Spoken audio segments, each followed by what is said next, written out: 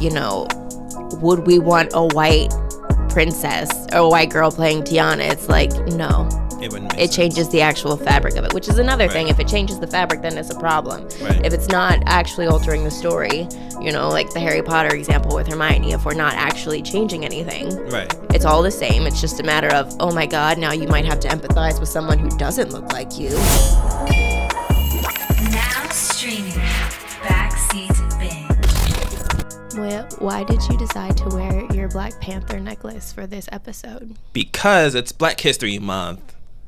I think if Dr. King and Malcolm X were here today, they'd be like, the fuck? Oh, can we swear?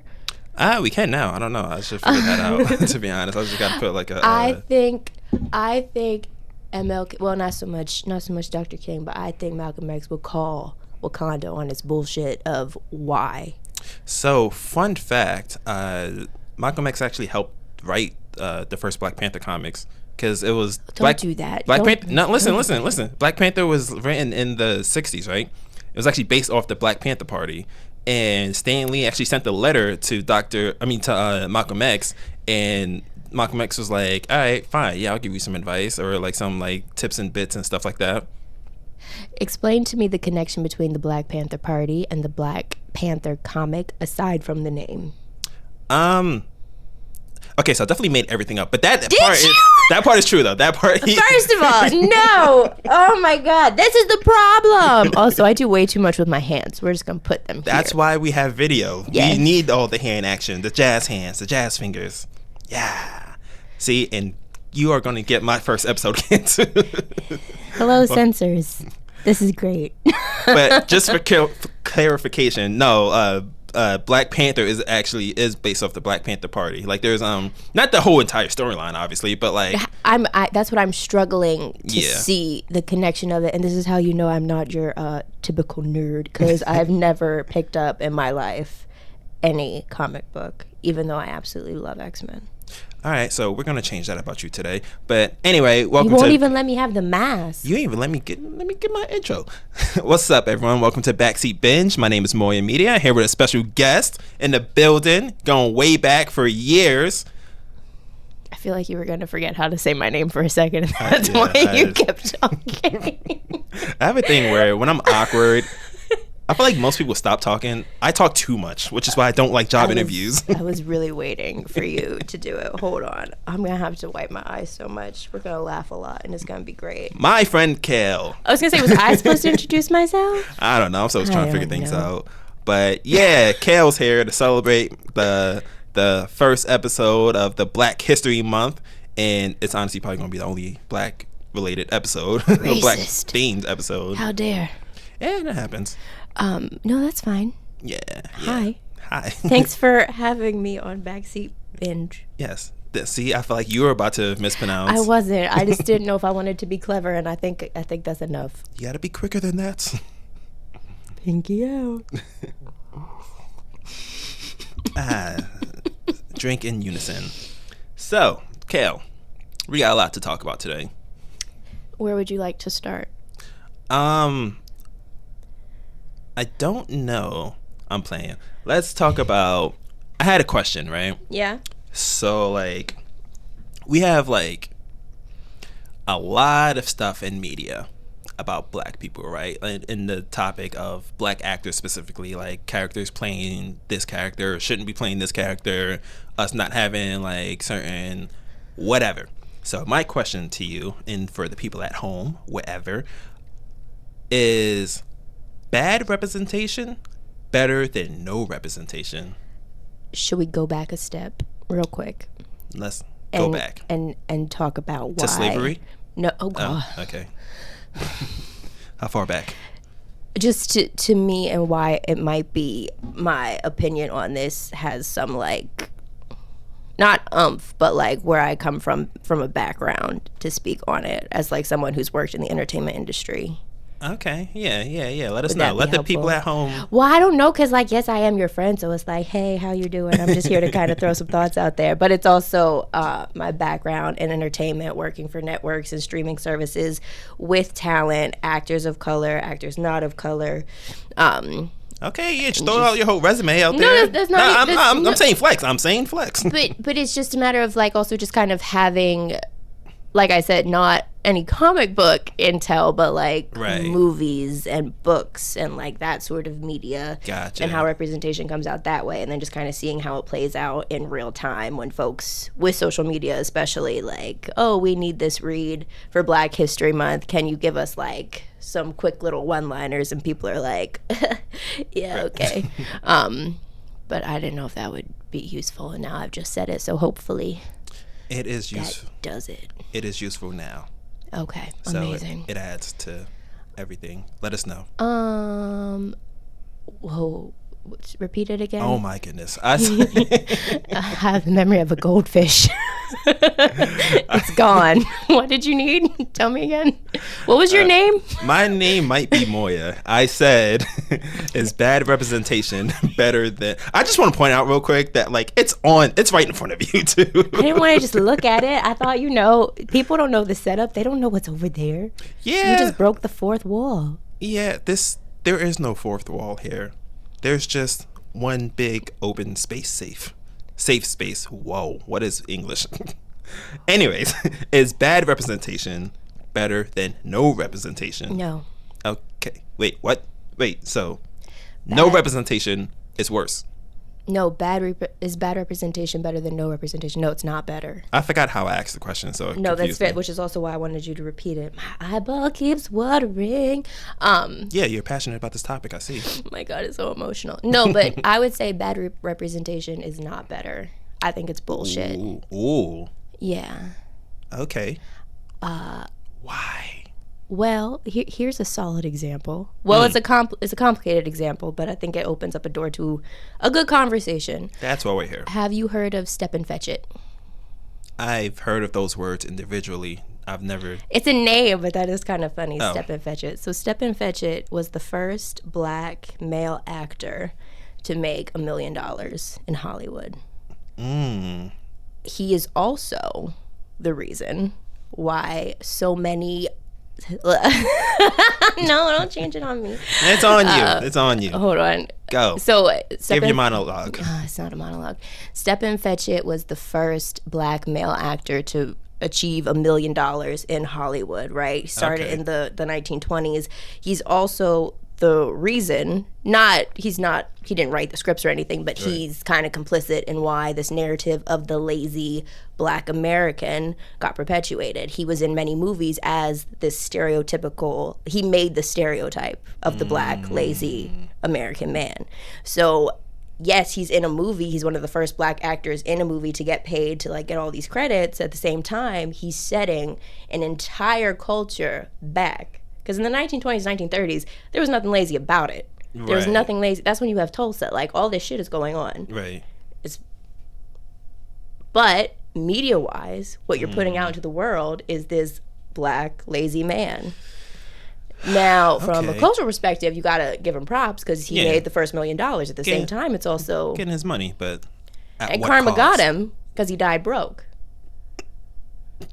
He lived to be like 83, but he still died broke. But like that's the thing of we can't even blame it on him because it's like life's hard. You gotta do what you gotta do. Yeah. It's also very individualistic at the same time. It's not good from a cultural perspective of like then people thought.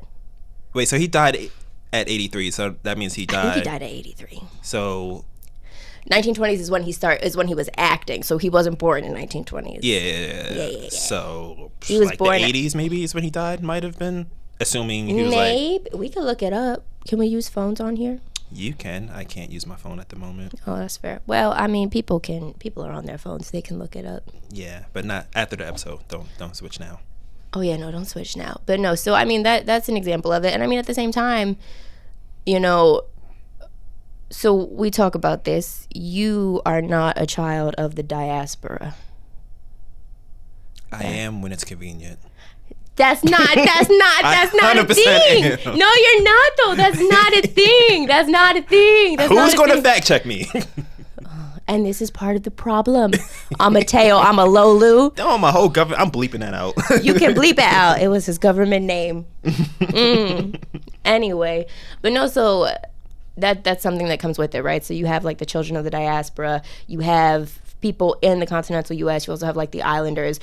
You're from New York. I live in New York. That's not where we met. We met in Pennsylvania. But the point is, we both know the New York black cocktail that's there, right? Define, real quick, I'm going to let you continue your main path, but... I don't have a path. Define... None of us do. That's why we're all doing random stuff in life. Yeah. Define the diaspora. That's a really hard word for me to say. Diaspora? Yeah, like what would you... It is kind of. So it's basically the boat ride, right? So there's the... Okay, when you say boat ride, you mean like... The Middle Passage. So... That the different. Oh my, Moya, but this is the problem. Wait, no, hold on. Hey, real quick, I'm gonna let you go. But you mean like metaphoric boat ride? No, I mean like the actual boat ride. Yes. The first Uber. Gotcha. Oh God. No, the Middle Passage, like the actual reason why shark migration paths changed in the Atlantic Ocean, because they would drop bodies of like the people that did not live into the ocean. It literally changed the migration patterns of sharks. Killmonger's ancestors. Gotcha. Because of... Anyway.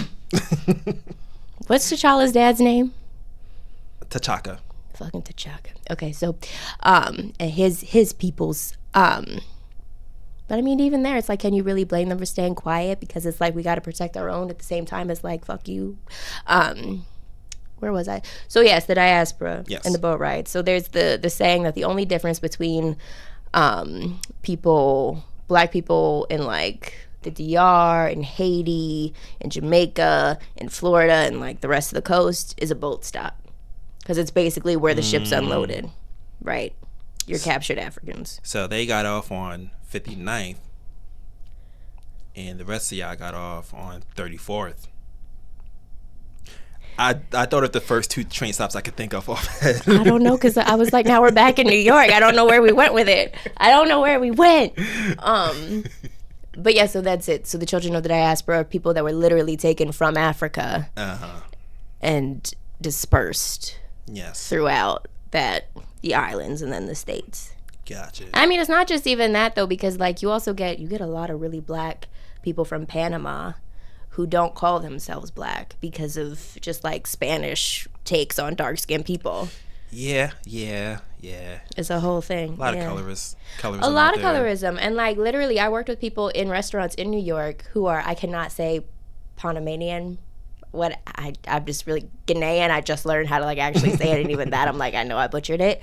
But people from Panama who are black, like for the most part, if they're like from there, like directly from there, if they have not grown up here, they do not want to be called black because they don't see themselves as black, which comes back to the representation bit. Oh my God, it tied back so nicely. Ooh, I like that. But with media, so like with the news in the 1980s, with fucking Ronald Reagan and Nancy Reagan, basically her passion project was the war on drugs. And there's the whole conspiracy theory that, you know, the U.S. government put crack in certain neighborhoods. It's not a conspiracy, it's true. Yeah, a little bit. And it's led to all these things. It led to all these drug wars, kind of like what they wanted, but like at the same time, that was what the media was showing. So it's like, oh my God, look at these neighborhoods in the States. Like look at these black thugs. This is what it is. Yada yada yada.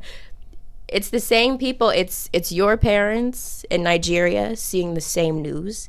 It's folks on the islands that will eventually come to New York seeing the same news. America really does have a really, really strong presence on a global scale. And I know that sounds like it's common knowledge, but really they do track our news cycles. Oh, yeah. So, we've seen it with Obama. I mean, you see it all the time, but like when Obama won, worldwide, everyone thought racism ended. No. Well, I mean, I understand that hope for it, because it's literally like people have this idea in their heads of what black people in America do, that they are thieves, that they rob, that they steal. Like it's all of these things. And it's like you got that from some perpetuated media coverage to feed Reagan's wife's mission project so she felt like a good first lady. Right. When in reality she was giving head on some Hollywood lots. But that's a different podcast. That should have been the name of this podcast. A different podcast. That's a different podcast. I like that. Tune in to A Different Podcast. Are you really going to have to like bleep out all the F words? Because I can try to stop. I don't care. That's fine. I ain't bleeping out my government though. I got warrants. I don't need people. You said more media. I was like, oh, we're still doing that. Okay. But yeah, so I mean, when it comes to representation, it's like, yes, I love seeing black people on TV, but no, I don't want to see black people feeding some narrative that's not even fully true, that's only half-assed. And, you know, we were talking about Step and Fetch It. I learned about him, I even heard about him on Blackish. That's that ABC show that had like a few seasons. I know black people who hate Blackish. They cannot stand it because it's good representation. It's like kind of holistic. It shows you everything, but a lot of people feel like it's pandering to a white audience to kind of show them like this. I've heard that criticism before, and I get it. And that is you can see it. You can definitely see it. A lot of stuff is tailored. Like it's basically explaining us to them. But here's a question: did you know what Juneteenth was before? Like within the last 5 years, did you know what Juneteenth was? Like me personally? Yeah. I feel like I have, but I will say it was one of those things that like I've had like random knowledge of. Like it's not like something I was an expert on, like or like that I knew pretty much exactly what it was. It's one of those things like I'm pretty sure 5 years ago I've at least heard of it. Yeah, well now people recognize it, you know, post COVID and George Floyd, but like I just remember Blackish had a whole episode about Juneteenth where they had the Roots do an animated kind of like School Rock explanation of Juneteenth. I missed that episode. That's dope. Dope. But my thing is like, yes, it's kind of for ABC's white audience, like the majority of their audience, but at the same time, like there are black people who don't know either, right? Yeah. So it does have value to sort of have those things that aren't as obvious, but like there's just a lot that I think people who come over here, my parents, yes. Not even your parent, not just your parents, but like they just have this expectation of what things are supposed to look like, and then they don't even think that like there's another story to it, that there are more details to it. Like I think it's very intentional when, you know, people start talking about Black Wall Street, which has always kind of been in the ether, but like within the last few years, it was on Watchmen with Regina King, that series on HBO. They talk about it there. They talk about it on a lot of podcasts now. Like it's had like a moment of resurgence and conversation that it probably didn't have since like the 1920s. Right. But, you know, are you trying to think if you remember what Black Wall Street is? No. No, I was thinking about more so the black representation topic, because like you had a whole different like perspective on like where I would have went with this question, but everything you said was valid though. It's something I didn't even think about. Where would you go? So, not that I think this is bad per se, but like I was more so thinking about like black actors replacing white characters, specifically gingers apparently, because like that's a thing. Like a lot of black actors are replacing like red hair white characters. That's rude. That's not wrong. I just think that's kind of funny. Funny, not haha, but interesting. Not haha funny, but I think it depends on the actual story. So Percy Jackson, that we know that it was a movie a little while ago that people were pissed about it just because it wasn't good. Yeah.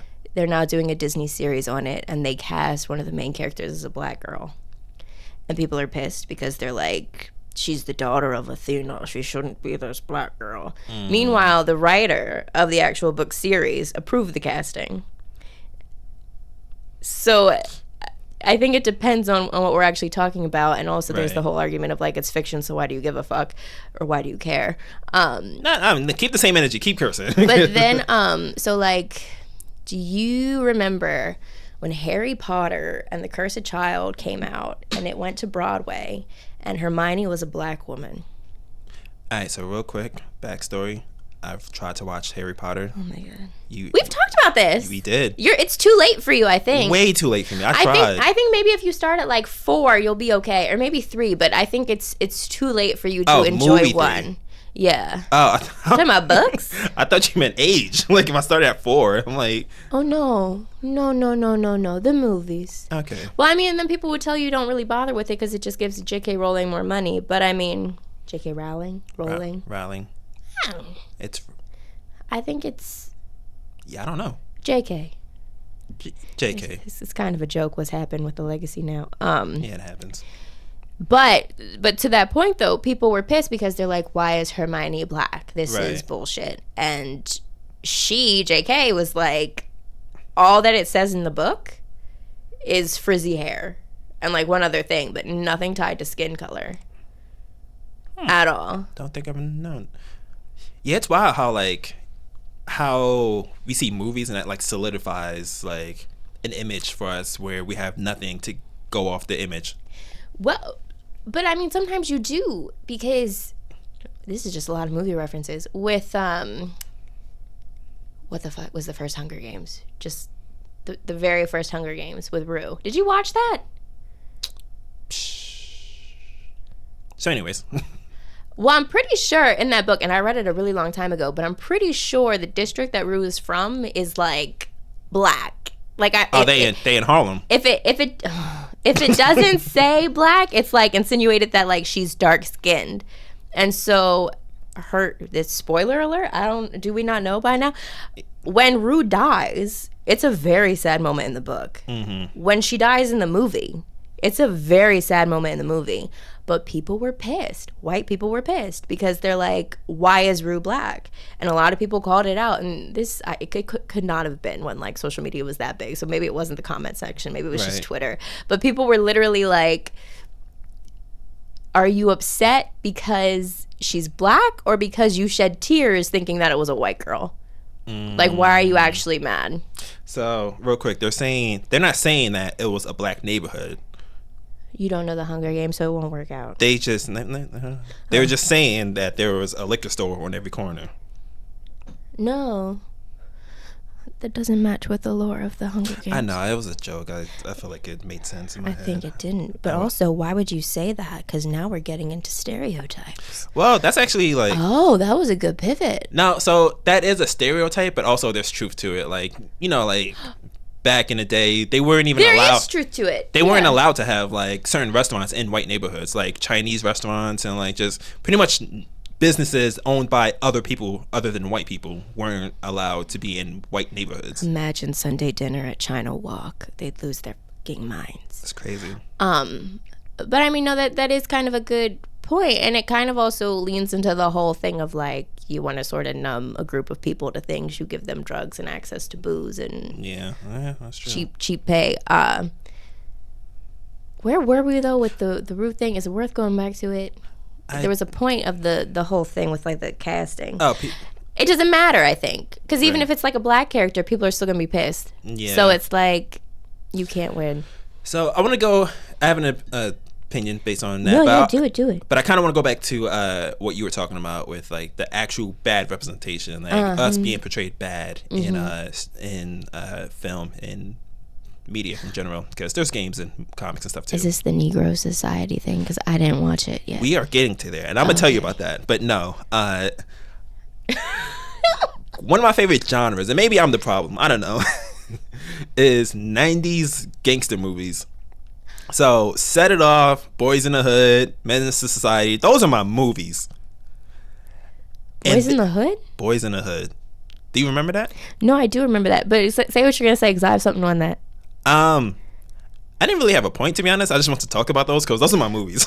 But that's fair. So, Boys in the Hood, and the reason why I bring it up is because it's kind of more of your critically acclaimed gangster movie, right? Yeah, that's true. And Ricky, shout out to Morris. I love Morris. You know him, right? You worked with him before. I've worked with him. Yes. Okay. All right. I see you. Flex. Mm-hmm.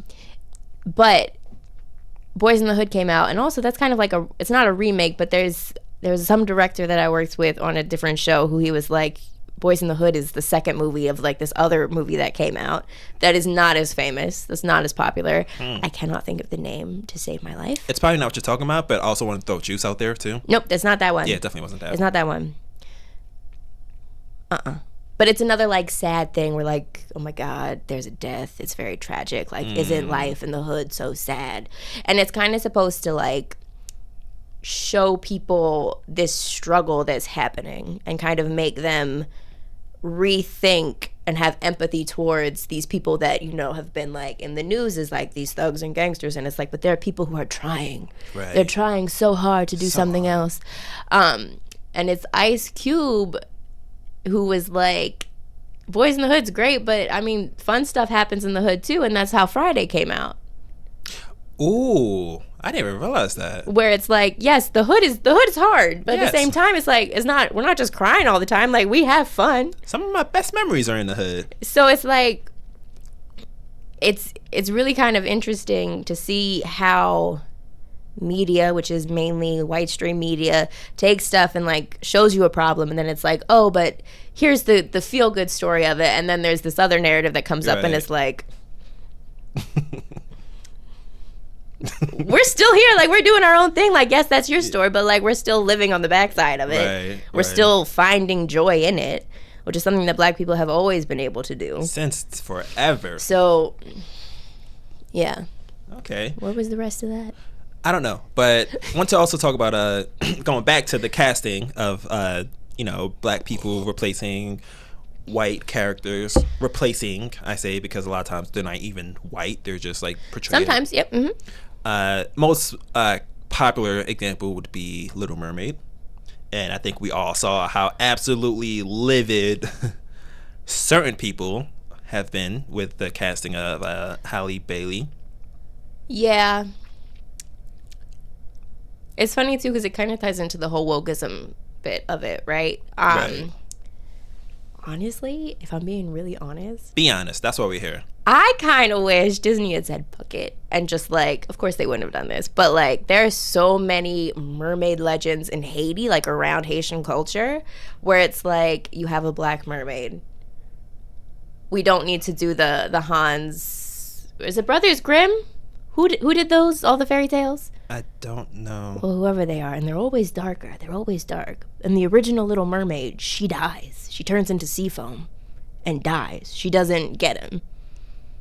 She like gets offered the choice to like kill him and live, and she doesn't. And she goes into the ocean and turns into sea foam and dies. That's not the Haitian mermaid. The Haitian mermaid's a badass. So it's like, if they wanted to do that, I feel like they could have leaned hardcore into culture and like really kind of spiffed it up. I did love the red locks. I wasn't mad at it. I thought it was nice. I wish they were a little more red. They were like natural red, and I don't know. Which is all you really need, though. But Disney's remakes with like the live actions anyway are kind of questionable. 100%. That should be an episode on its own, to be honest. That could be because I don't like casting. I don't like other casting in that movie. I also think. What, you didn't like Beyonce as Nyla? Nala? That's what I said. No, but I was more so thinking Awkwafina as Scuttle. I just don't really care for Awkwafina. Which, let that be a hot take. It's not really a hot take. It's just a take at this point. You take the consistency and you run with it at face value. I'm not a fan. Is that a different podcast too? What'd you say? Is that a different podcast too? Yeah, we could do that. Yeah. I'm not gonna lie. Awkwafina might be my guilty pleasure. I'm not gonna lie. She had me dying. I think that tracks for you. I don't know what that means. I think that tracks for you. So my issue with Awkwafina, and this isn't news, this is reiterated. Yeah. We know that she's a rapper. That's recited news for me because I've heard that before, but I completely forgot. She is, and she kind of profited from doing sort of this caricature, leaning black into accent. Yeah, and then once she gets popular and successful, then suddenly it shifts. She's not really rapping anymore. She's Nora from Queens, which fair. Apparently, it's a good show. I still haven't watched it, but the point is, she always trends in rap on Twitter. Anytime she comes up, it's always rap, which is like she can't control it. That's not on her. That's not on her. But it still goes back to the whole thing of like she got popular by doing this shtick. It was a wardrobe that she put on and could take off, and she got money for it. And now she's in all of these things, never once commenting on it, even though people have publicly criticized her, called out the harm of it. No.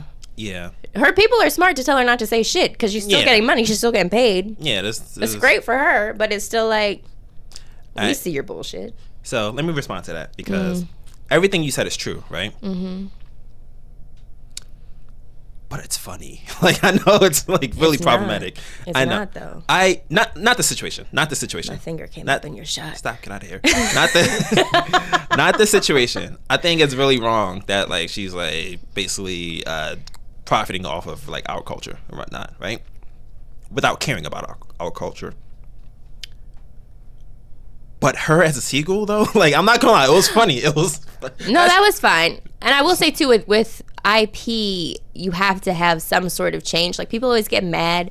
Remember in Aladdin when Will Smith like changed the lyric or something? He didn't actually change it. It was changed for him. You legally have to do that sometimes. Like, you can't have it be the exact same thing. Oh, for real? Mm-hmm. There are some like stipulations for it, and also apparently there's like. IP is also why they keep redoing these movies, because like to refresh it they have to like use it or something in some capacity. Yeah. So I mean, there's a reason for everything. I will say, what other movie Disney wise is like recasting black actors aside from Halle? So I can't think of it.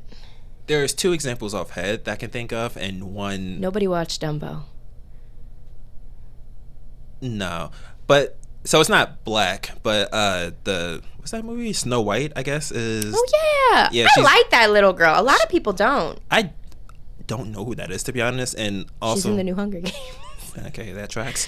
So she what is she, like Latino? I believe. And they're like, people are mad that like she's not a white girl or something. I think people should be more upset about the fact that Snow White was maybe 13. Living in a house full of grown men after she was sent into the woods with a huntsman who was supposed to kill her. And then she gets, in today's terms, assaulted by a man to get woken up. There are many other things to complain about. Yeah, Disney as a whole is, at least back in the day, like lore-wise, a lot of problematic things. Mm-hmm. But one step at a time, because I want to go back to Little Mermaid real quick. I think the most common issue that people are willing to admit with having a problem with Halle being casted, right? Because obviously I feel like there's the biggest racism out there, right? But I also feel like there's people are used to a certain thing, right? Mm-hmm. To a certain image or whatever. So like a character is black or a character is white or whatever, don't change it. That's my childhood. That's what I want from here on out. Don't ever do anything differently. Mm-hmm. Very dumb logic, but I think that's what it is. So I can definitely not agree with that. I understand it at most. I'll say that. It's an emotional response for sure. Yeah. Mm-hmm. And if it was my choice, I would have said to probably keep a white actor. Not because I care in any way, shape, or form. It's just more so, why change anything if you don't have to? And then I watched the movie, and I took all of that back, because I've seen an interview, or it might have been a quote from an interview or something, where the director said that she auditioned and realized she was perfect for it. And then I watched the movie, and I couldn't agree more, because she was like everything. I think, to me, when I heard the news that she was cast as Ariel, I didn't even think of it as she's black. I thought of it as this is about to be it, because I know of her. I know what her voice can do. Yeah. So it made sense to me to have someone who is that gifted singing to have as Ariel with this voice that's supposed to be the siren's call and all this. Like, it made sense to me from that perspective. That's fair. Yeah.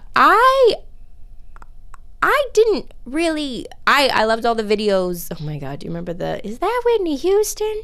I didn't watch their YouTube career all like that, but I did see videos here and there. No, when the trailer came out, there's that little white girl sitting on the couch, and she's doing this like reaction video with her mom, and she's like, "Is that Whitney Houston?" Damn, we all look the same.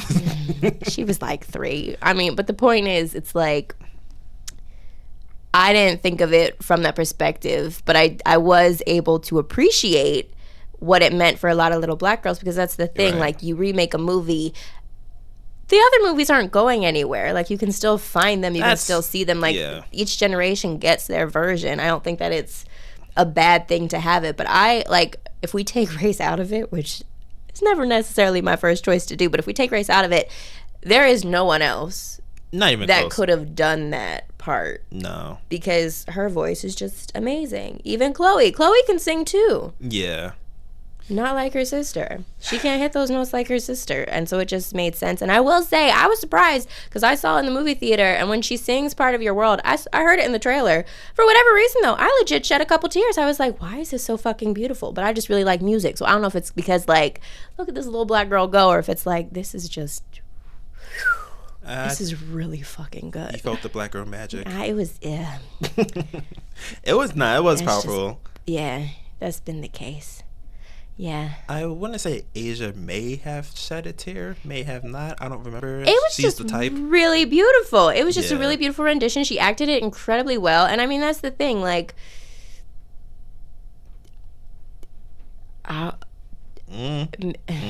maybe people get really scared of representation and like opening the door for more people because it's going to kind of be like Simone Biles in gymnastics.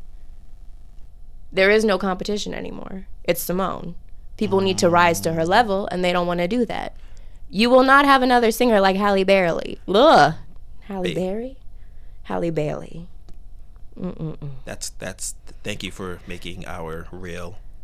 That's a reel now. We're using that as content. I think I used to want to say Haley, and I knew it wasn't that because it's Halle, like Halle Berry, and that's how I remember it. And then sometimes it's like it slips.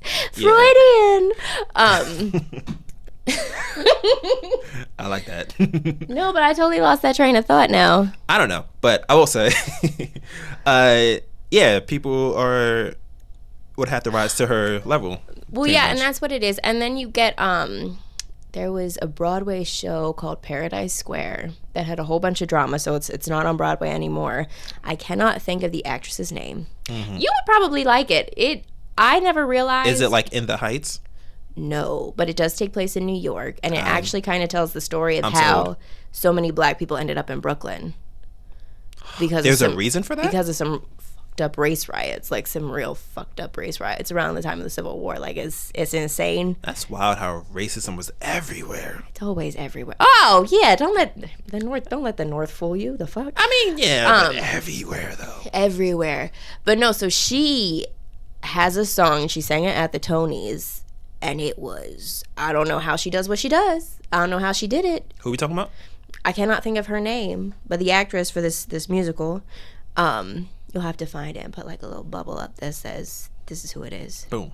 She is not from here. She's like you. First generation, maybe second generation. I don't remember. I'm first. She Ghanaian? I don't know. I'm really butchering this. I don't know enough about it. But my point is, the way that she sings and hits some notes, I don't understand how any singer in any other category could, like, compare to it. Right. There's just, like, a talent and a gift to it. I'm not saying that, black people are where it's at. But, like, it tends to be that, like, there is a certain skill set that, like, when you set your minds to some stuff, it's going to kind of flourish and excel. And I think there's almost this fear of that and wanting to gatekeep certain things. And I do understand the argument if we're going back to Disney and Ariel, like Hans Andersen Christensen, he's got like 3 first names, but whatever this man is that wrote it, it's like, okay, this is a white man from Europe. It is his fairy tale story, but at the same time it's a fairy tale, so really it's supposed to teach you a moral. It's supposed to teach you a lesson to not turn into sea foam. To kill that man. You should have killed that man. Respectable. Mm-hmm. I like it. And Hansel and Gretel, it was also one of his. So it's like, was that? I'm mixing him up with the Brothers Grimm. Imagine if he's one of them. I don't know any of these people. That's fine. They're all dead now, which is another thing. They're all dead now, so it's okay. Yeah. But to your point, though, because that's another one with like the Lord of the Rings franchise, they had black elves and black dwarves, and people were like, that's not a I heard thing. About that. Yeah, and it's like, I think you do have to adjust things for the time, because even then it's like when he was writing those books, you have to really consider he was in World War II. His villains were the Japanese. Samurai, Urukai, like there has to be some sort of link there, whether conscious. I don't think any of it was unconscious. I think he was trying to do something.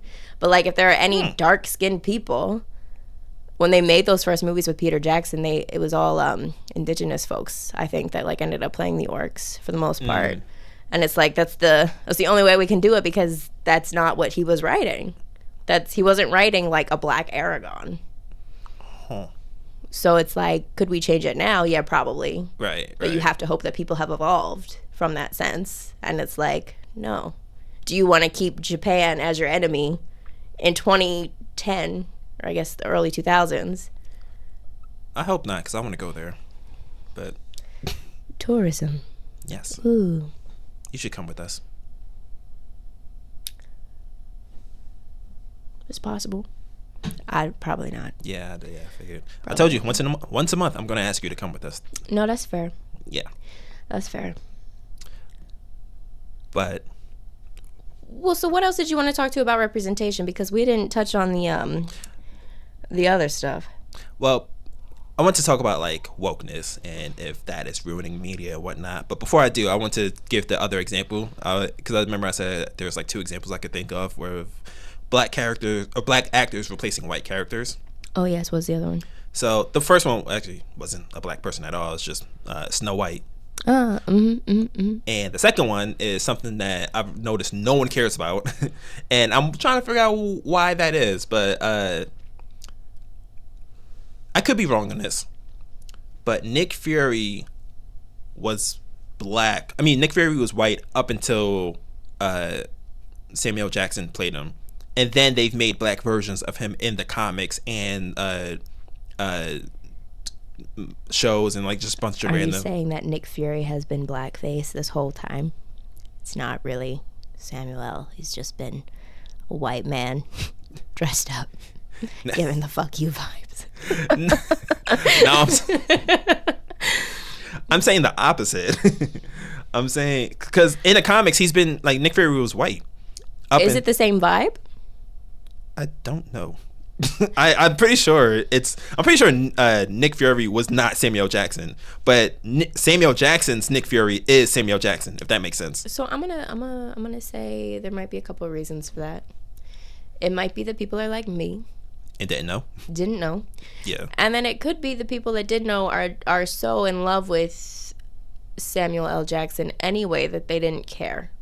I think, yeah. Because here's the thing too. Samuel L. Jackson, he is an actor. He can do a couple different things, but he is sort of typecast into a certain type of vibe. Mm-hmm. And I think ever since Pulp Fiction, where like he's entered the white psyche of like this works, like this is fun, like oh yeah, right. Here's this guy, yeah. I think that he can kind of do no wrong. I can see that. And so if he shows up as a character, it's not like, oh, this is supposed to be a white guy. It's like, oh, fuck, this is about to be like... Yeah. Like, you know what you're getting, and I think it has an emotional tie of, like, some sort of positive reaction where you were like, fuck yeah. That it's not like, this is a white man. But is it really much different than Halle Bailey, her situation with playing...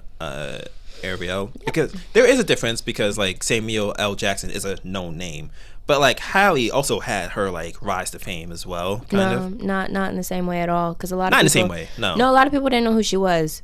Okay. And a lot of people probably never heard her music. Probably didn't even know that her and Chloe are sisters, if they have even heard of Chloe, which I don't think is true. Okay. And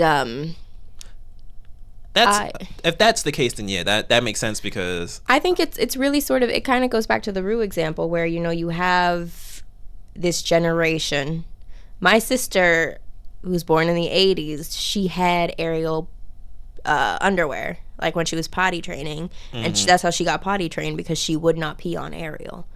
She could not pee on Ariel. So like you have this version of a character who is so ingrained in a lot of people's lives with dolls, with bed sheets, with all of these things. Yeah. You have these parents who have bought this for their children, this emotional tie. Yeah. Now imagine they have a vision of what that looks like. Come to find out, now if they want to do that all again, it has to be, they're inviting a little black girl into their home. Now my character has seasoning? What's wrong with you? What is wrong with you? It's too spicy.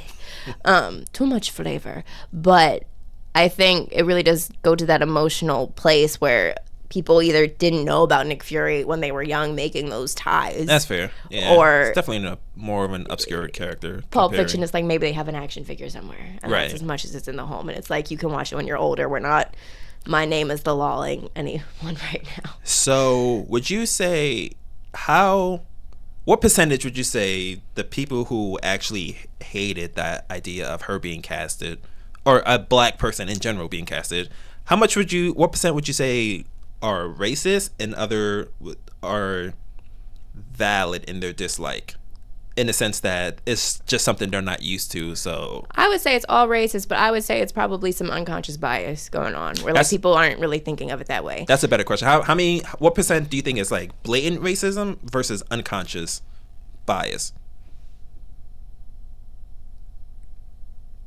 if you had to guess? I don't know if I would even separate it, because a lot of it I think eventually comes down to it's like the double-edged sword with representation, because it's like if one group is represented, it means another group isn't. So it's like Black Panther. You take it away from one group to give it to another, then it's like, oh my God. And it's like, no, bitch, like you have all of this. Right. You're fine. I promise you're fine. Yeah. And it's like, you're not looking at it from the holistic scale of we have one. When I was growing up, back in the 1900s, I had Pocahontas, Esmeralda, Jasmine, and Megara, who's Greek. Kita came out later. I don't know what we would call Kita technically. Atlantean, but like what is that? None of those are black. None of those four are black. Esmeralda is Romani, which is gypsy, but Romani is the politically correct term these days. Hey. Jasmine's Indian, Megara's Greek, Pocahontas is native. What is Pocahontas? Like what is her tribe? I don't remember. That's you're gonna have to leave it somewhere and let me know. Yeah, let us know in the comments below. What is nope.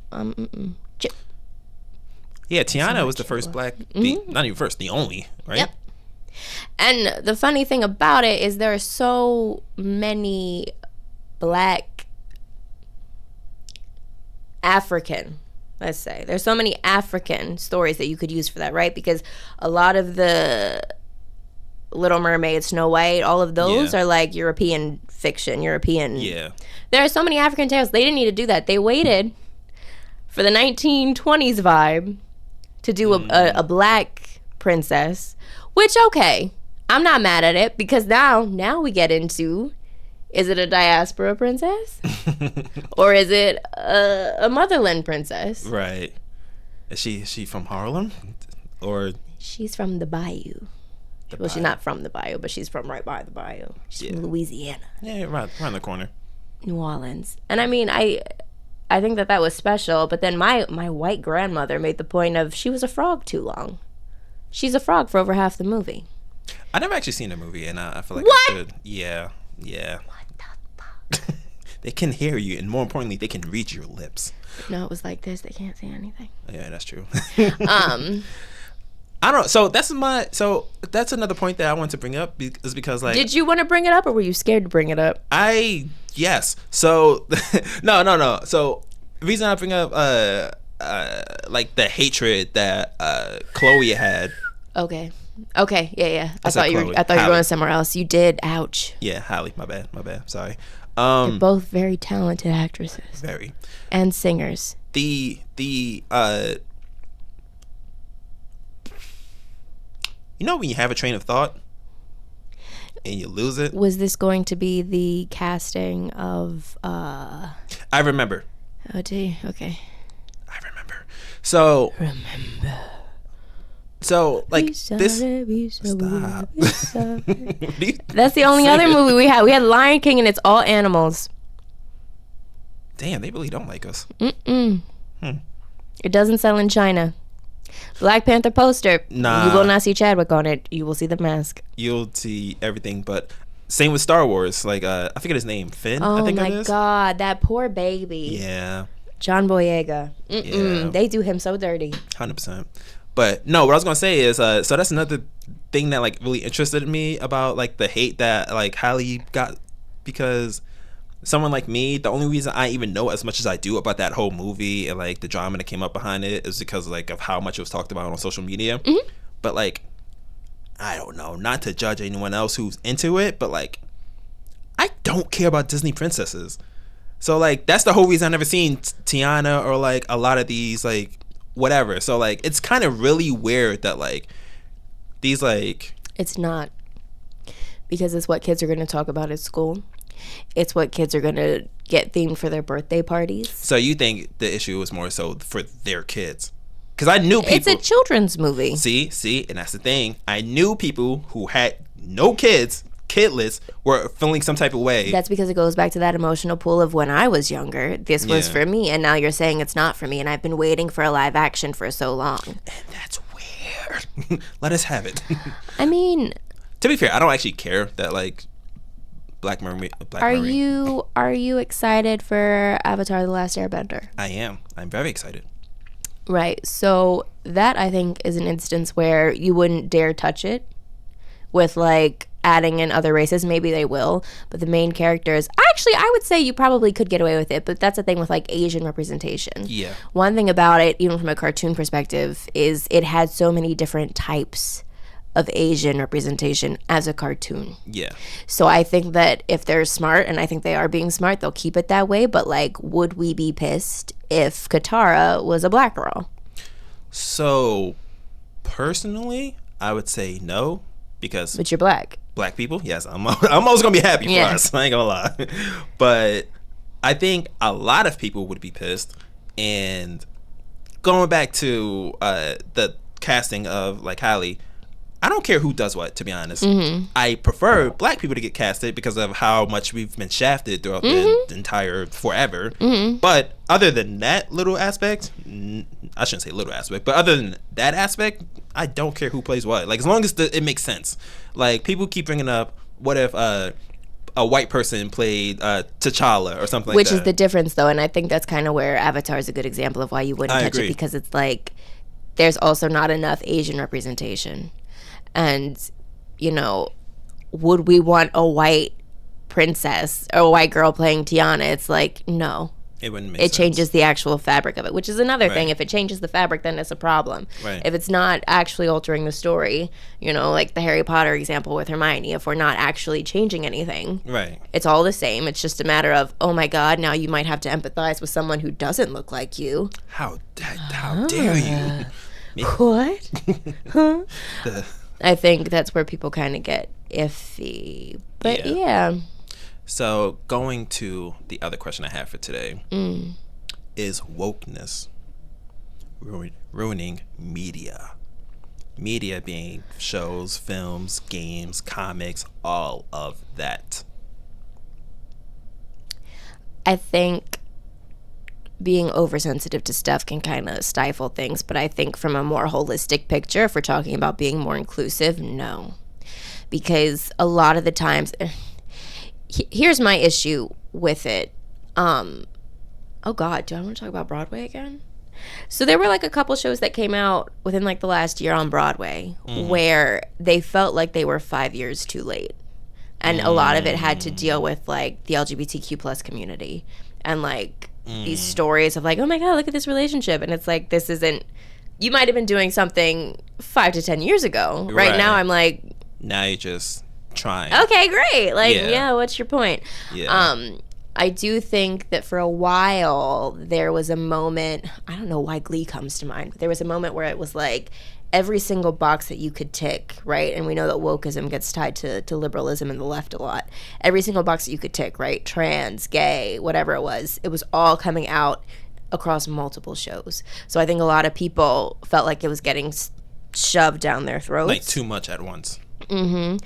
I will say, I do think sometimes it's the only way that people actually get introduced to these other ways of life. Oh, not saying alternative lifestyles either. It's literally just like people don't live like you.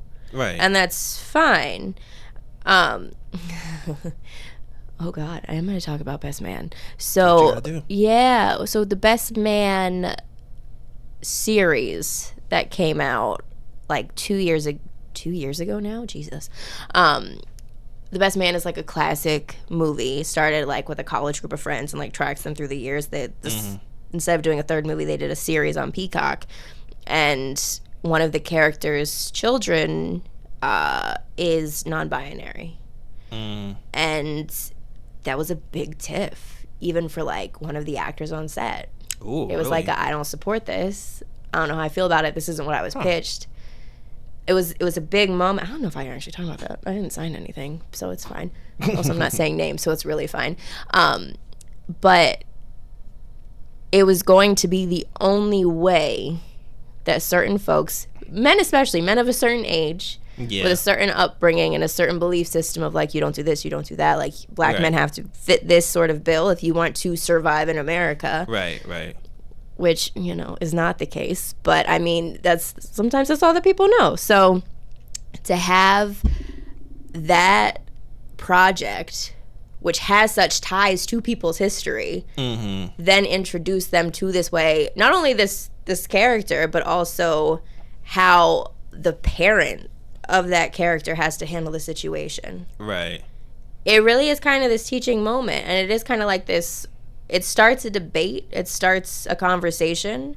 It also provides an opportunity for kids in that situation where it's like maybe they are non-binary and they're scared of telling their parents of like, you know, that character.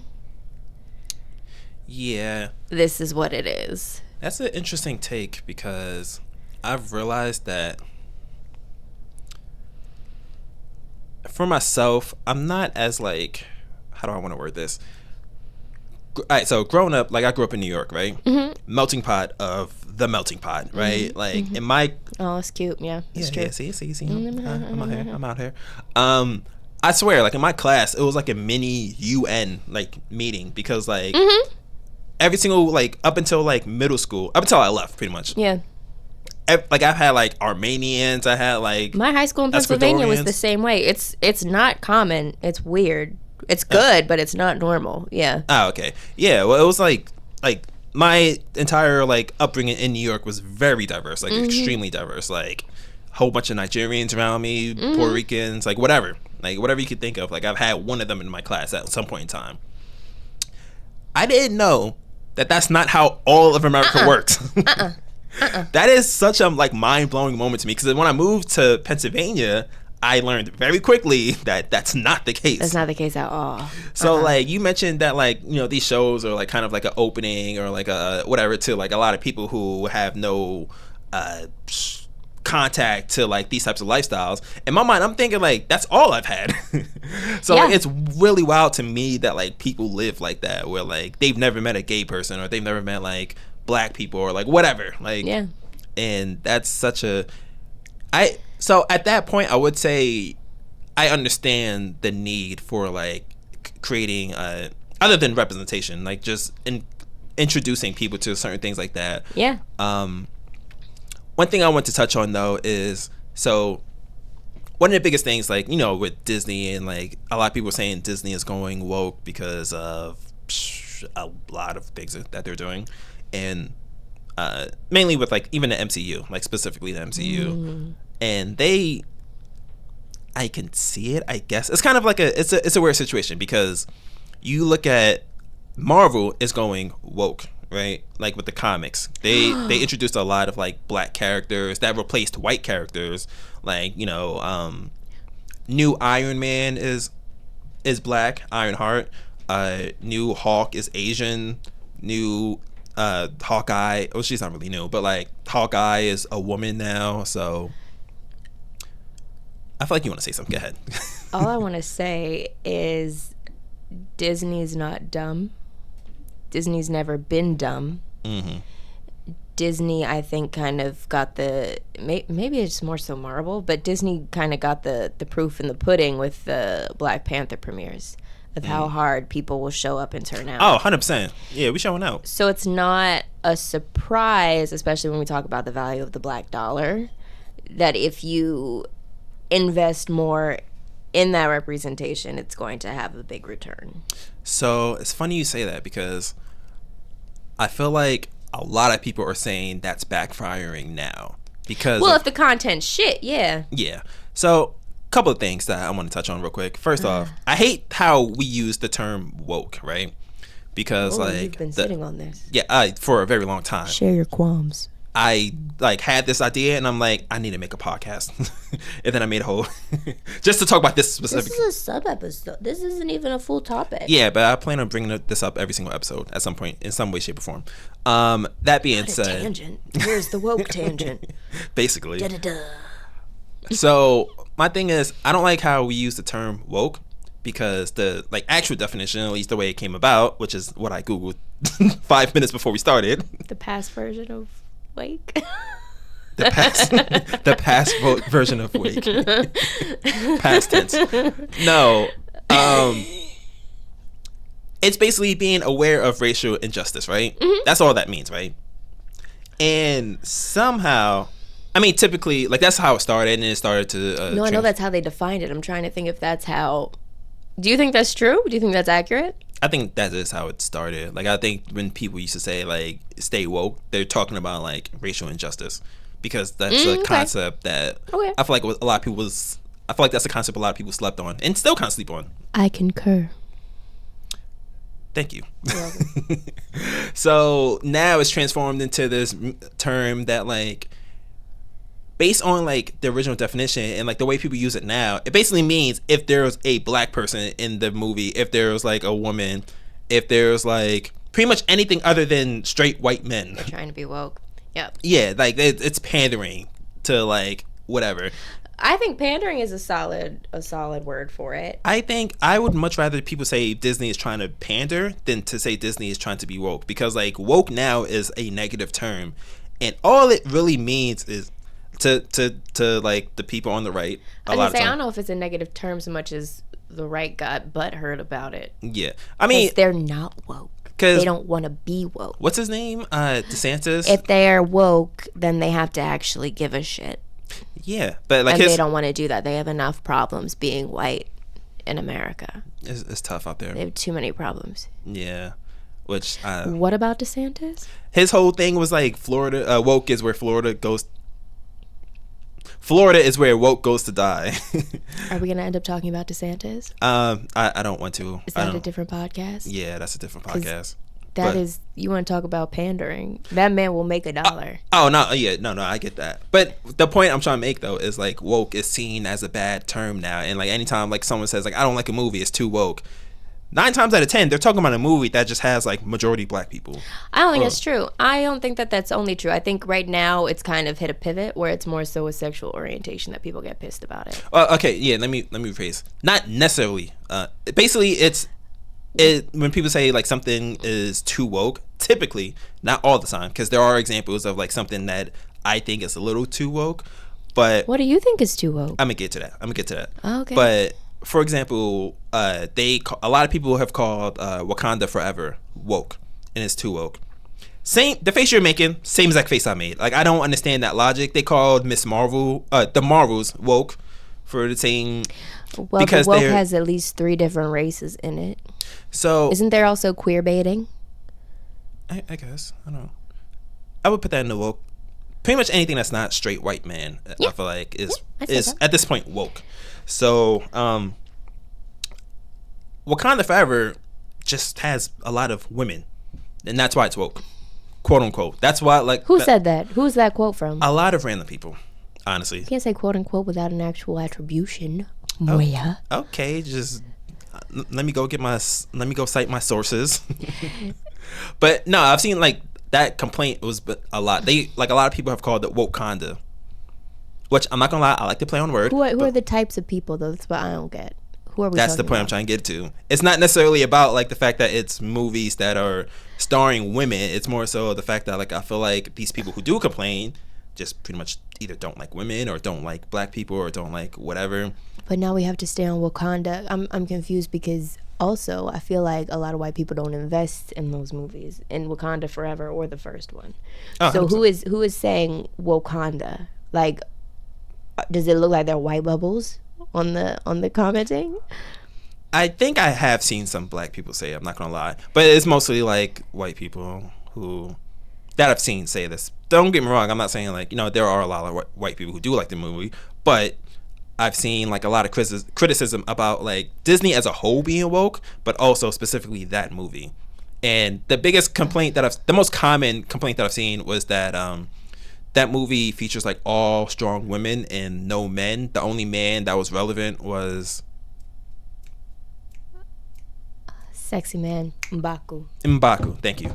And all he did was pretty much he was there as support. He was what's his name's what is the girl's name? Shuri's lapdog, basically. I wouldn't say lapdog. Would you say lapdog? Not even a little bit, but that's the common complaint that I've seen.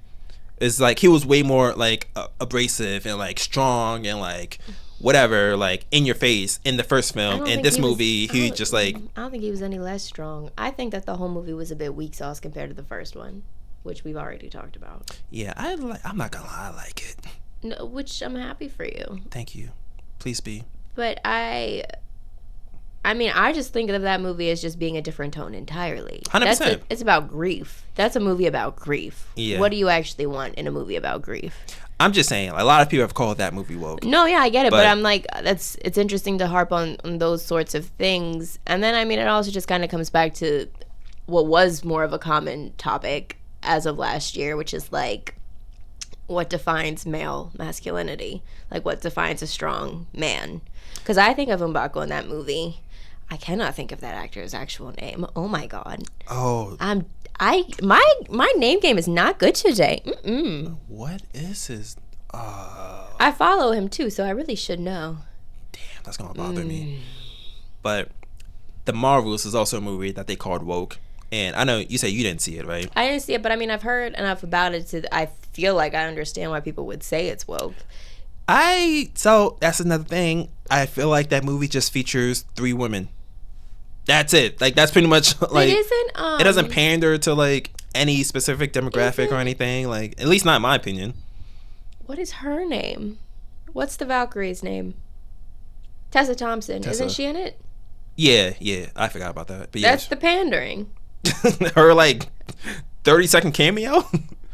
Oh, it's a cameo. I told you I didn't see it. Yeah, she like her part is so irrelevant. I kind of forgot she was in it because like she comes through and she does things. Like she talks to Captain Marvel for like a little bit, and that's pretty much it.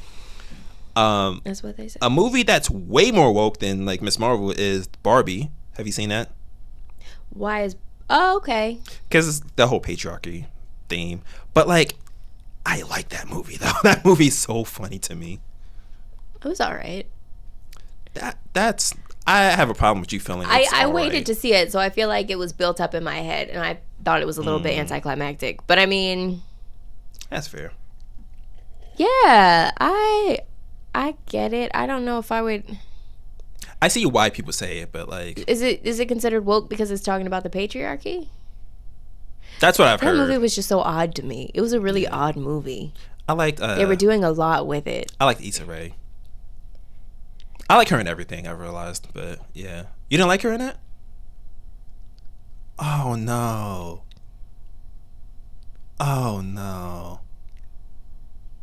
Really?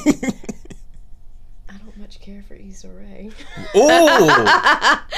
Yeah. Okay, that hurt a lot more. I do appreciate her work. I think Insecure is great. I think Insecure, that show is amazing because first of all, the ending is a bit disappointing because fuck Lawrence. Yeah. But like the stories it tells though, like with Issa and Molly, like that whole relationship, that's a really good untalked about topic of like what you do a friend breakup. So I think that's great. Oh boy, that ties back though into the stuff that you skipped over with representation. Okay, I'm gonna let you go there real quick, but real quick. Did you like her in Spider-Verse? As a Spider-Woman? Yes, she was pregnant. Yeah. Yeah. Okay, cool. All right, so all I needed. But that's the thing. I like the characters. I wasn't really impressed with the president, but I wasn't impressed with a lot of that. Oh, that's fair. She had. It was a lot. The Barbie criticism isn't tied just to Issa Rae. I mean, gotcha. If you want to stay on woke though, that is kind of it. Of like, we have a black president, but we're not doing anything with her. But why should you have to? It's a Barbie movie. But it's like, oh, look at us. We made the president black. Yeah. The president's a black Barbie. It's like, that's fair. It's also a doll. So. But what were you about to say? I skipped over something. About representation with other black actors. So this episode is coming out in Black History Month? Yes, the 4th, I think it is. That conversation. Is it still Black History Month? Or is it, as you said, Black People's Month? So... it's a topic change. Do people celebrate Black History? Like, realistically? Because, like, I feel like... I mean, I'm down for either or, to be honest. But I feel like February is just a black month. That, I think... So... I don't know how deep we want to go, Moya. But that's the thing. So like Black History Month, it was made to talk about the accomplishments and contributions that Black Americans of the diaspora, the freed enslaved, have had on American culture. And the whole thing of why isn't there a White History Month is because literally y'all do all this shit. This is literally how we have directly impacted your life. Isn't white history just history? Yeah. Okay. Yeah. Okay. So, you know, when you're in elementary school, you learn about Washington Carver and the peanuts and how he made peanut butter. And that's like what you're really stuck on because I think they just thought kids really like peanut butter until the peanut allergy stuff came in and you couldn't have peanut butter anymore. Yeah, they tried. I don't like peanut butter. But the point is, it's supposed to be, you say who celebrates it, it was a thing that was like, probably within the last 10 years, the streamers talk about it, the networks talk about it, of like, Black History Month, we're celebrating these films. It's supposed to be a moment that still talks about the contributions to America by Black Americans. Right. African Americans. However we want to say this, which we know the term changes all the time. The term changes all the time. The problem with it, when we talk about representation, when networks wanted to show films, they were always slavery movies. And it's like, we're tired of these fucking slavery movies. So with the network that I worked on, they wanted to do Black History Month reads where it's like, oh, for Black History Month, we're celebrating this, that, and the other thing. They wanted people to talk about like Black historical figures that really matter to them, that really inspire them, what they're looking forward to talking about and kind of diving more into. The thing is, the town that they were talking to were immigrants from Africa, from Ghana, from Nigeria. They couldn't speak to those topics. They always wanted to talk about the future. When I think about Black History Month, I just think about where we're going and what's because they can't speak to that. And then it comes back to Cicely Tyson, one of the last interviews that she did before she died. People were talking about like, oh, how do you feel? There's so much more representation. Like there's so many more Black actors getting casted. And she was like, are there? And she was old, but she knew exactly what she was talking about because so many people getting cast are not Black Americans from the diaspora. They're Black people, but playing these figures. And mind you, they can all act. They can act their fucking asses off. But it's like, why do we have Malcolm X being played by a British man when there are plenty of American men that could play it? Why? I really do like him. But like in Selma, he's not from here. All of these things. So it's like, it kind of comes to, I forget what we were talking about earlier, but it kind of almost comes to this like erasure and overlapping. And you say who celebrates it. It's like Black people in America got things to a certain point. There's the civil rights movement. There's all of this stuff. There's all of this struggle. We get it to a livable point, and now look who comes in. Because it's okay. It's better. And my favorite thing ever, it's not just continent. It's also islands. In New York, it's like we're not that type of Black. They get stopped. We're not that type of Black. Like that's not us. Because again, going back to the media, right? You saw all these things on the islands, in Nigeria, in Ghana. This is what Black Americans are like. We're not that Black. We're not that. That's not us. Yeah, we're better Black, or we're like this type of Black. Like, yeah, we're not. They don't have the generational trauma. So you have all these people who are. I also don't know this. Maybe you can attest to it. I can give an answer whether or not it's good. Well, we know like Black names get hired or they get pegged for interviews less with job interviews. when we say that, though, it's typically like Shaniquas. Right. I do not think that is true with African names. Your Amalolus, your Okoros. I don't think that that's the same thing, because I think employers even see it of, here's our diversity hire, and it's somebody from over there. That's a really interesting point, because I've always wondered that. Like, I'm curious. I know I barely get callbacks and stuff and like responses. Also, your production and like all of this fun stuff. Yeah, it's not a doctor. I also don't know if my resume is trash. So like, but you're employed. Yeah. I don't know. I will say for like, because most of the jobs I've applied to were like graphic design positions and stuff like that. So creative. I don't know what the actual like statistic is. I don't either, but I'm very curious. Yeah, I would say on a personal level, I feel like I might as well have like a Black American name. Yeah, I mean, they say it doesn't really matter, but like I think it does. Yeah.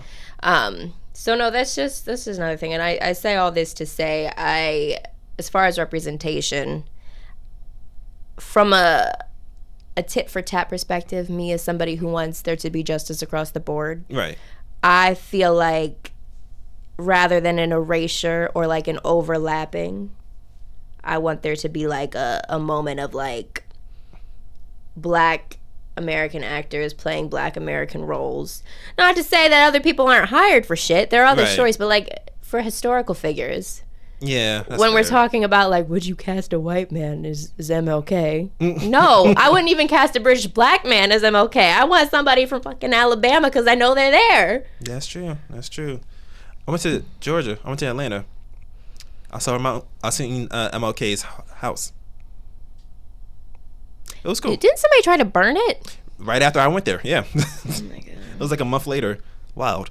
But that's a good point. I think I would agree with that. But because it's like we got all this shit for it. It's like, I want to see the gold now. Right. Yeah. Somebody did all the digging. Fucking ancestors. Yes. Yeah. I want it. It's not me. We don't have the fucking generational trauma for nothing. I do associate it.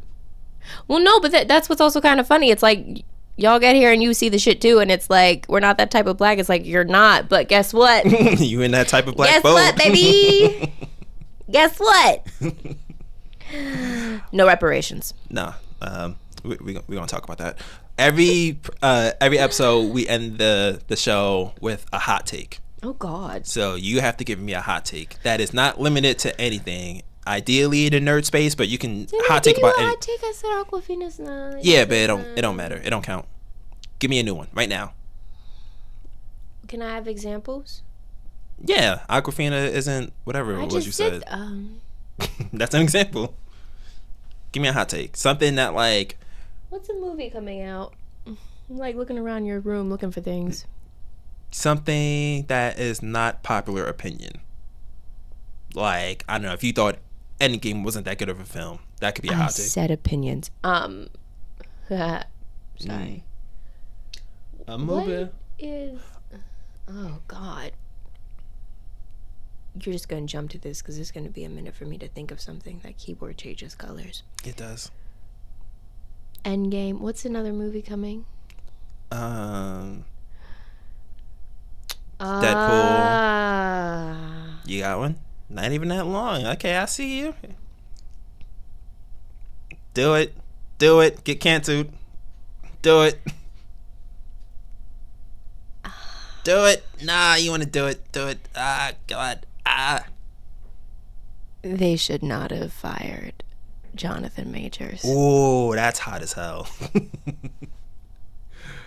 I feel like we need to talk about this. Let's talk about this. Why? Oh. Okay, so obviously every situation is different. Okay.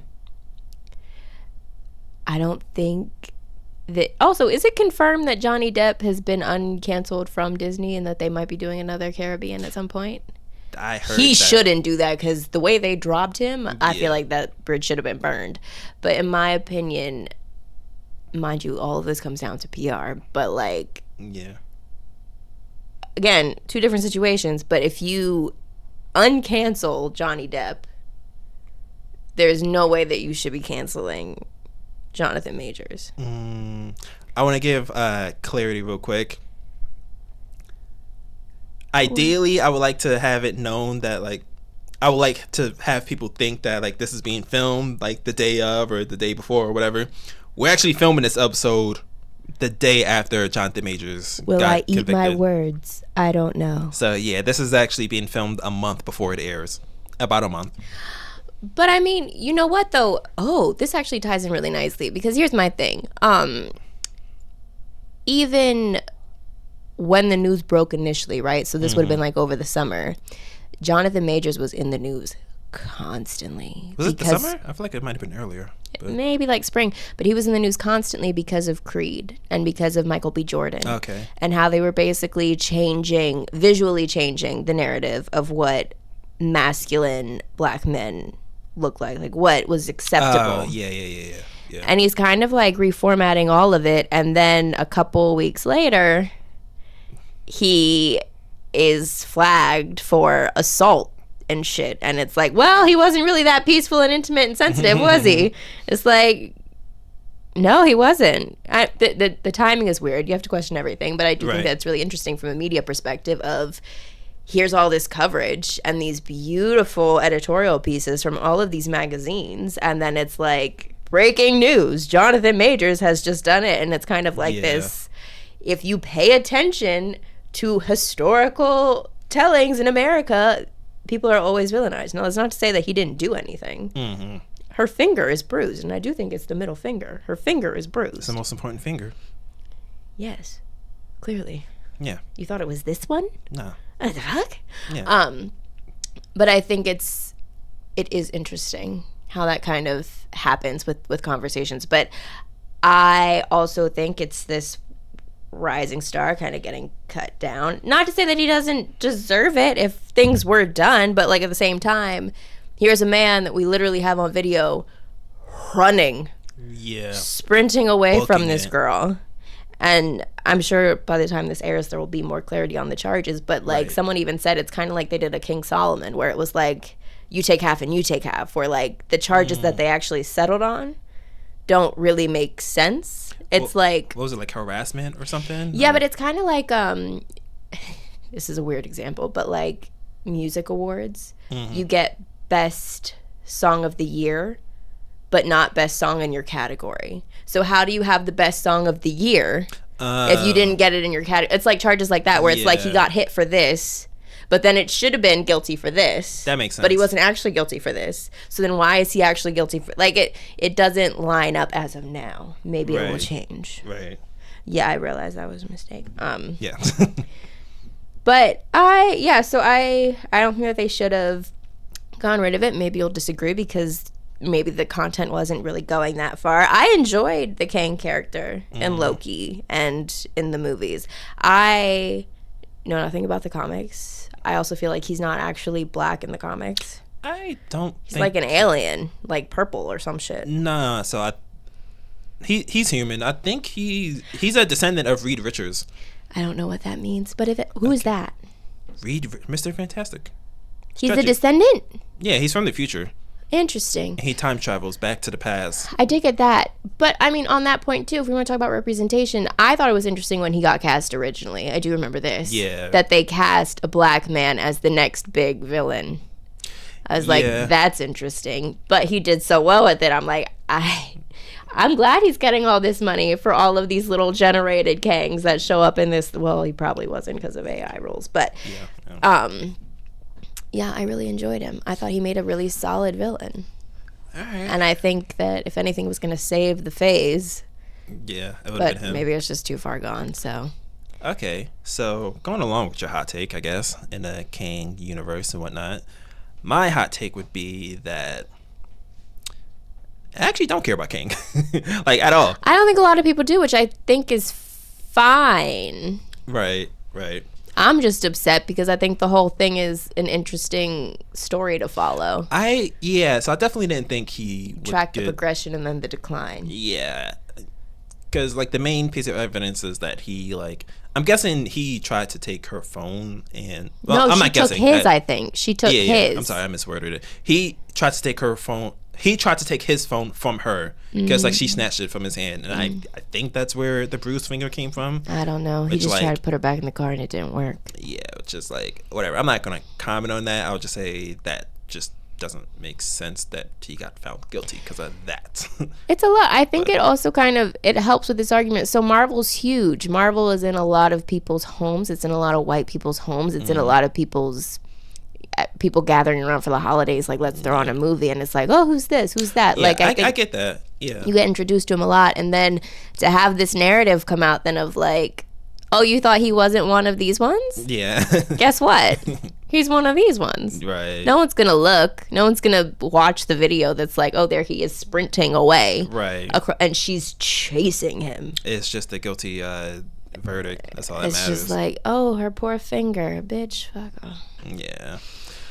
And that's not even supposed to be victim blaming, but I'm sure it came across that way. It's just like, I would say, because at the moment, like the info that we have, it was definitely a toxic relationship, but it's toxic in the way that like, it's not as toxic as Johnny Depp and Amber Heard, but it's like, I'm sure both of y'all did some fucked up shit. Yeah. Let's calm down. Yeah. None of it's justifiable, but it's like, right. Also, he might get a year or something. He's facing a year. I don't think he's going to do time. I think that they're going to appeal it, but we'll see. We'll see.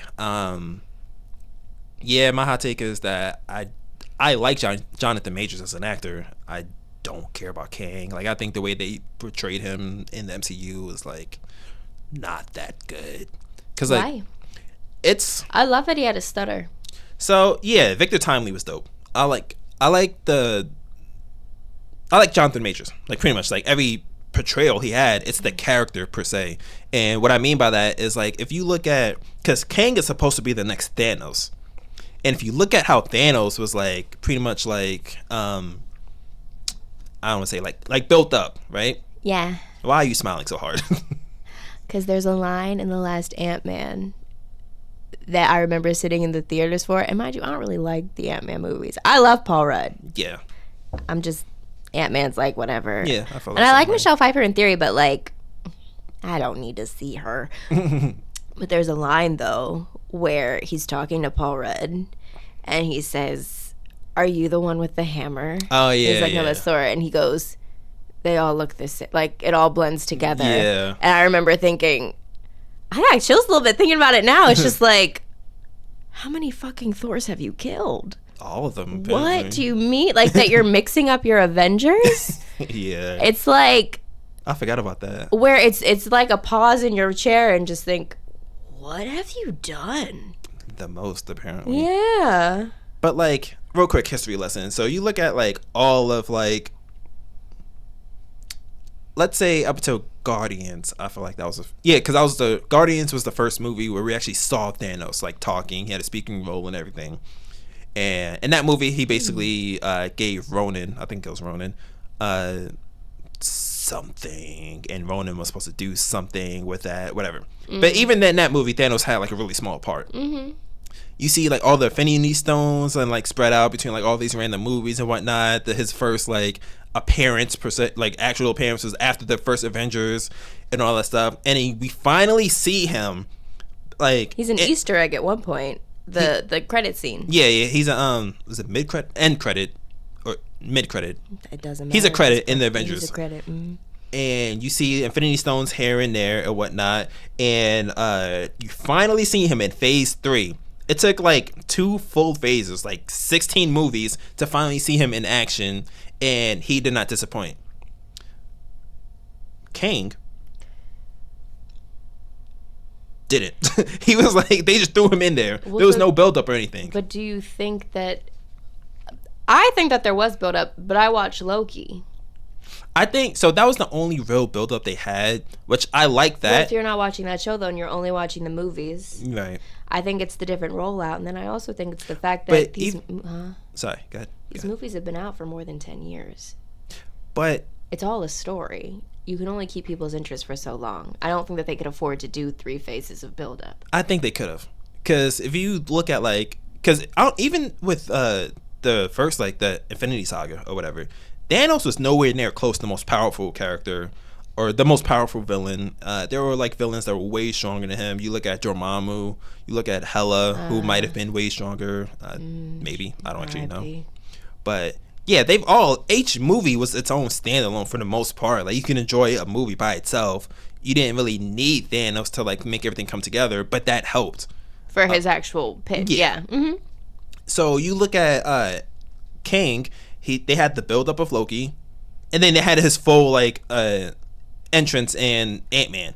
Mm-hmm. Which aren't. It was two things. It was two like. That's the other thing. It's and then like, he loses to ants. But that's the thing. It's like they're not strong characters. Loki's a side character. Mm-hmm. People love him. He's a fan favorite, but he's a side character. Yeah. Ant-Man, I know he's a superhero, but he's kind of a sidekick. Yeah, 100%. Yeah. So it's like he's not getting the actual build-up. But was I don't actually know the plan for Phase 4. Was the next one supposed to be like his movie? I don't know, but I feel like... Because who was even fighting him? I don't know. I feel like we're all over the place. That's kind of the point, though. I think Wakanda Forever was the last Marvel movie I actually saw. You just imagine you wouldn't let me wear the mask. You can wear the mask if you'd like. I wouldn't say it's woke. What? Wakanda Forever. I wouldn't either. That's what I'm saying. But I've seen a lot of people because that makes it sound like it has to be done like for the benefit of. I would almost say Blackish is more woke. I would say that because it's made for that audience to take it in. I would say the first Black Panther was more woke than the second, because to me, something that's woke has like an actual purpose, it's trying to accomplish something. Are you saying Wakanda Forever had no purpose? Like a political message of some sort. Like they're trying to push some type of agenda. That sucks though that it has to be. I don't like that like sexual orientation is an agenda, but I do think that that's how everybody views it. Yeah, unfortunately, that's really shitty. Because like even with the first Black Panther, they talk about they don't talk about it, but they called the dude colonizing. I would say it's woke because like at that point, yes, we knew that like it was gonna be big for Black culture, but like it was still this is the next Marvel movie. Here's how it like pertains, with like heavy mainstream still paying attention to it. Right. I don't know. People were bugging, but people were bugging.